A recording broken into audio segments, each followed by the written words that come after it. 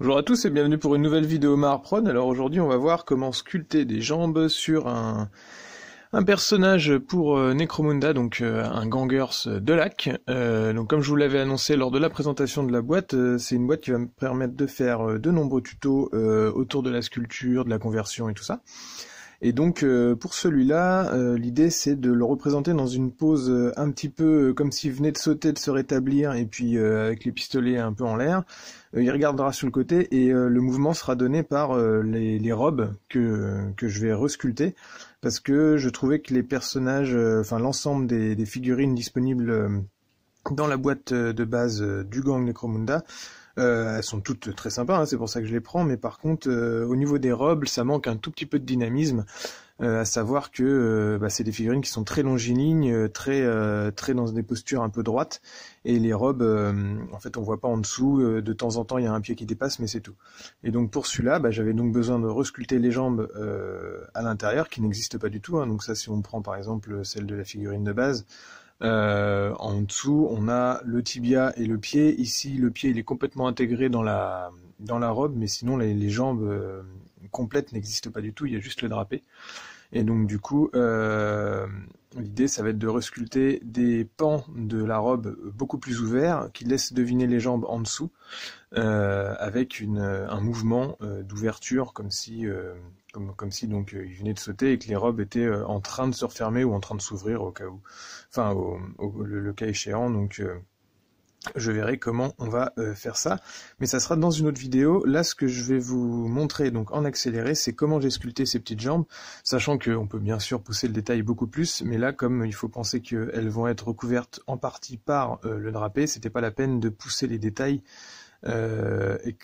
extrêmement de pousser les détails beaucoup, on va dire. Je vais réussir à le dire. Qu'est-ce que j'ai rajouté d'autre? Donc en fait c'est une structure métallique pour la base, ensuite c'est un mélange Green Stuff et Magic Sculpt pour avoir les capacités des deux pattes, et puis ensuite c'est du modelage dans le frais, un petit peu de reponçage une fois que c'est sec, et puis quelques corrections derrière avec un tout petit peu de résine verte. Par exemple, j'ai refait les talons et tout, et surtout j'ai intégré des petits bouts de rabio. Par exemple, le stiletto, là c'était une des mains qui tenait le poignard, que j'ai taillé la main pour reformer la poignée, et puis je l'ai intégré juste sur le côté de la jambe à l'intérieur en resculptant les attaches qui avait donc été mise en forme de base, mais j'ai retaillé dedans avec un cutter, et puis j'ai replacé le couteau et j'ai resculpté les petites attaches par-dessus. La bombe, j'ai creusé un tout petit peu, puis je l'ai intégré à la jambe. En gros, l'idée c'était de faire des jambes très très maigrelettes, hein, plutôt du genre collant technique avec juste quelques plaques d'armure. Très très discrète, et que comment en fait on sache pas trop si c'est peut-être des jambes mécaniques ou des choses vraiment très fines, mais avec beaucoup de poches et de trucs techniques et d'armes cachées comme ici au Delac. Et donc l'ensemble sera un peu caché par les robes qui seront, même si elles seront plus ouvertes que les figurines de base, ça cachera quand même beaucoup les jambes. Donc voilà. Qu'est-ce que j'ai fait sur les autres figurines? En gros, pour l'instant, je suis parti sur la première que j'ai faite, c'était celle-là, qui est relativement classique. C'est celle que je montais dans la vidéo de présentation de la boîte, que je vous invite à aller visionner si jamais vous ne l'avez pas vue. Et puis ensuite, je suis parti sur une deuxième avec ce personnage. Donc à chaque fois, hein, je ne respecte pas les plans de montage de la boîte, je pars un peu à l'envie. Et celui-là, donc j'ai vu que avec comment ça s'appelle, le Forge World Open Day, le Warhammer Open Day du dernier Warhammer World, il y allait y avoir des packs d'armes nouveaux qui allaient sortir pour les deux lacs, mais pour l'instant, au niveau de la boîte de base, le gantelet à fléchette là qu'on voit ici est pas disponible à part en pièces détachées, donc c'est-à-dire comme ça, qui s'attache à la ceinture sur le côté, et donc c'est comme un équipement qui s'enfile sur le moment. Je trouvais ça dommage, et donc du coup en fait c'est quand même vachement simple à convertir, mis à part le fait qu'il n'y ait pas de main à l'intérieur, puisque c'est une espèce de poignée et vous enfilez ça comme un gant sur l'avant-bras. et ben en fait il suffit juste de couper l'avant-bras de la figurine au niveau juste après le coude, et puis de coller sur le bras comme pour faire comme s'il l'avait enfilé.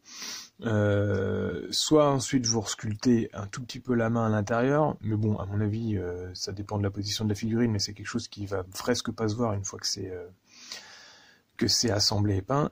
Ici, moi, j'ai mis la tête d'un Goliath qui me restait, comme s'il la tenait avec la poignée dans les cheveux, enfin la poigne dans les cheveux, ce qui fait qu'on voit même pas les doigts, j'ai même pas eu besoin de resculpter.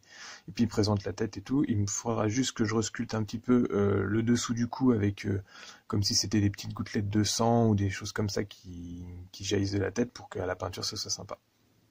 Donc ça c'est la deuxième.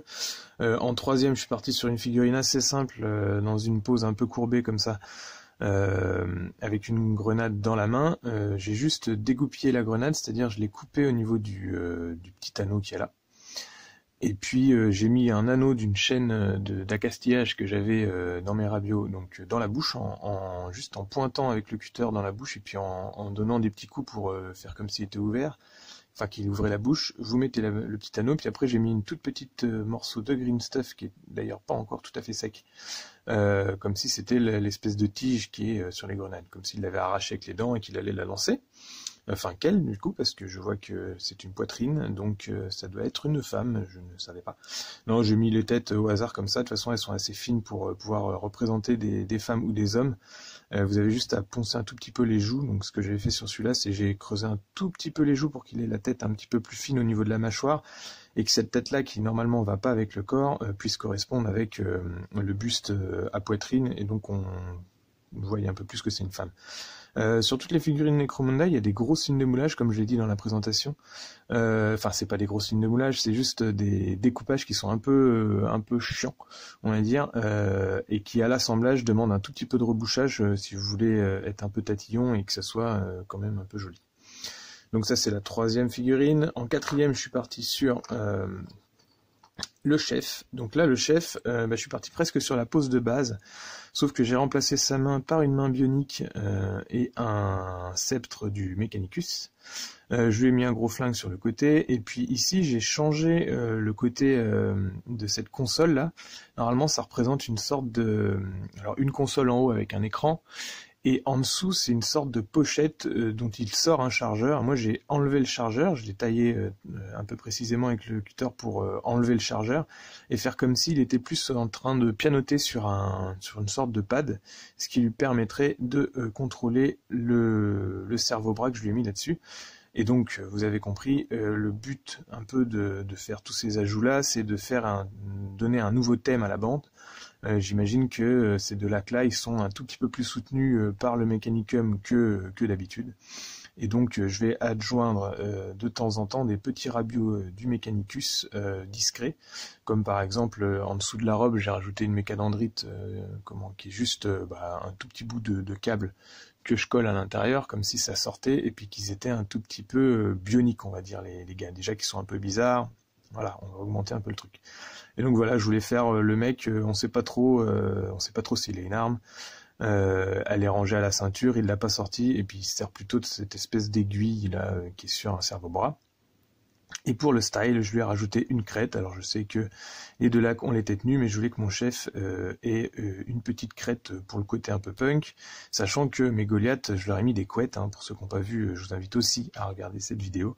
Je voulais des deux lacs un peu décalés, donc j'ai enlevé les crêtes pour leur mettre des couettes. Et il y a tout un petit historique que je vous invite à lire sur mon blog pour cette première bande, et je pense que j'associerai cette seconde bande avec les deux lacs à l'historique de la première pour faire un petit côté fun. Donc ça c'est les 4 figurines que j'ai faites, et puis donc sur celle-là c'est celle qui est à genoux avec des robes et qui est donc la première grosse modif que je fais avec une position plus sniper en train de tirer. Et c'est ça que je vais vous apprendre dans une seconde vidéo, comment faire un drapé sur la figurine à partir de celle que je vous ai montrée en premier. Donc je vous invite maintenant à découvrir la vidéo de la sculpture des jambes en accéléré, tout de suite maintenant. À bientôt pour une autre vidéo. N'hésitez pas à vous abonner dès maintenant à ma chaîne, à me soutenir et puis à commenter dans les commentaires. Hein, ça c'était la phrase du siècle. Merci à tous pour votre suivi. Et puis bonne vidéo à tous.